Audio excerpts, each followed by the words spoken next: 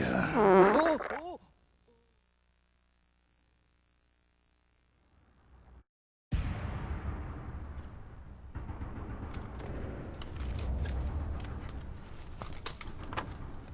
It's been 4 days since Liquid arrived in the area.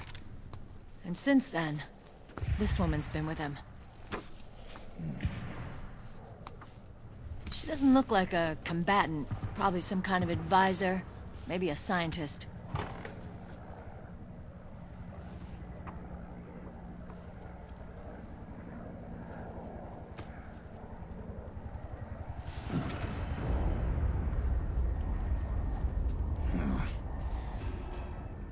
So, you're the commander of this O1 unit.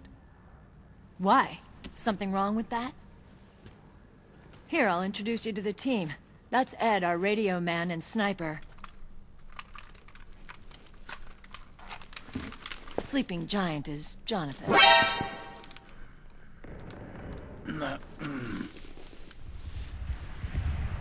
Don't stand behind him. He hates it when people go around his back. And finally...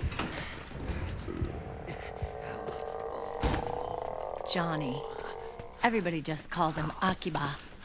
Commander, I've finished installing the sensors.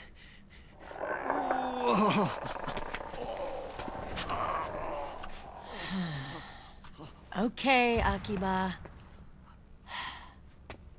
Anyway. You're all grown up. Maybe it's because someone taught me well. A certain legendary hero who suddenly disappeared. You quit the unit. Me? I never gave up on you. Or on Foxhound. Back then, I just wanted you to accept me. I wanted you to turn around and see who I was. But I've put the past behind. I'm done playing little love games.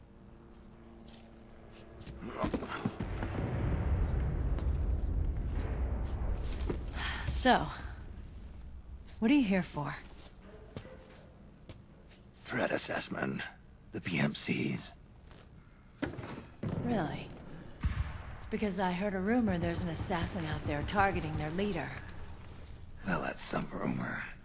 I'm only here because the UN wants me to assess the impact and effects of PMCs on their refugee protection efforts. That's all? More than enough for a retired vet like me. I know he's plotting an insurrection. But as long as AT Security's system is in place, there's no way he'll succeed. How can you be so sure?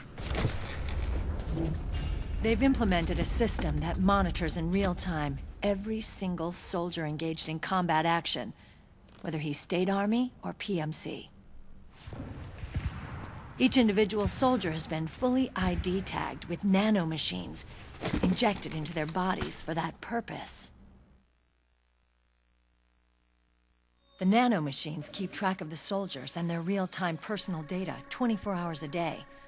They monitor each man's position, movement speed, reserve ammo, firing accuracy, wounds, rations, water intake and supply, sweat secreted, heart rate, blood pressure and sugar levels, oxygen. All the data gathered on body condition, on sensory organ data showing pain and fear, data on every internal response within the body.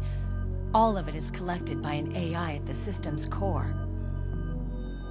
This data is monitored at HQ to enable command to make quicker, more precise, more rational decisions. It also enables crisis management for each individual soldier. It's being used by the US military, by state armies in allied countries, by PMCs. Even police agencies are starting to adopt it. Unless they agree to implement the system, PMCs aren't permitted to send troops anywhere. You've got these system nanomachines in you too. Of course.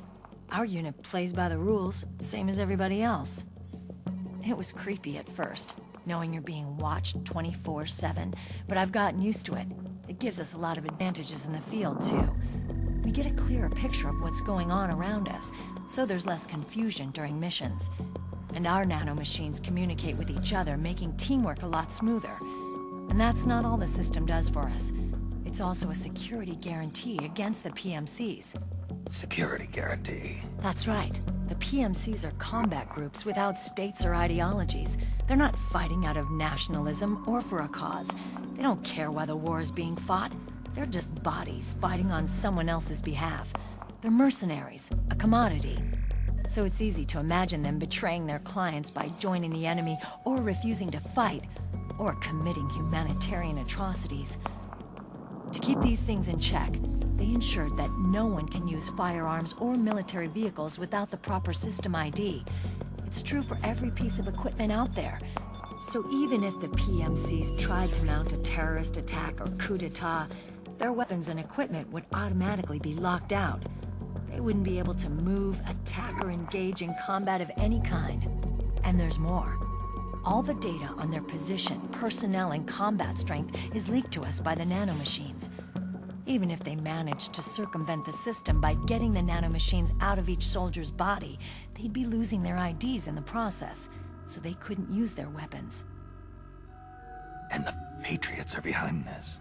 Lalilulelo, what are you talking about? Never mind. So this system is foolproof, huh? Completely. They call it SOP. Sons of the Patriots. The AI that controls it is a tightly guarded secret, both at Arms Tech Security, where it was developed, and at the Pentagon. There's no way a third party could get control of it. I just met a guy who said he can launder ID guns. The system does have holes. There can't be more than a few hundred of those gun launderers.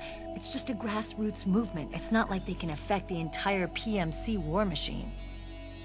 Anyway, Liquid would have had to register as a PMC in the system to assemble an army that massive. His PMCs might even exceed the US military in terms of numbers, but as long as they're registered, their soldiers' activities are constantly being monitored.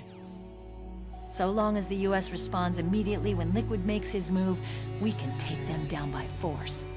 By force, huh? When RSOC heard about Liquid's plans, they sent us to sniff around the PMCs. Even with this SOP keeping an eye on things, there are always trouble spots to deal with in the field. Disorderly conduct, disobeying orders, contract violations. We act as backup for the system by monitoring the soldiers. PMC inspections are always carried out on the battlefield. That's why we're authorized to carry and use weapons. We've lost 5 inspection teams in the past few months alone. They were all undercover inside Liquid's PMCs. Then, if you got caught... We'd be exterminated like rats. But we're smarter than that. We've been mingling with the PMCs, and after 3 months of searching God knows how many battlefields, we finally tracked him down.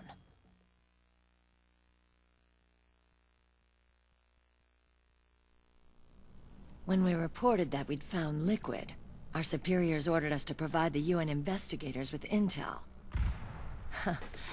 But I didn't know it'd be you. Didn't the Colonel tell you he was sending me? Colonel? Don't tell me it's Campbell! Yeah, He put you up to this? you didn't know. You gotta be kidding! You expect me to work with my uncle? Meryl!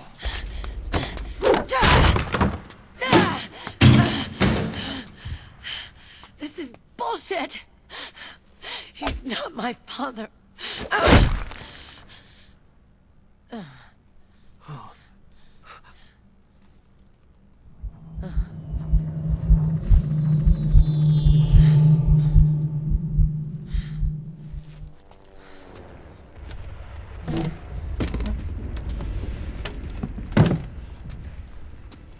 Meryl.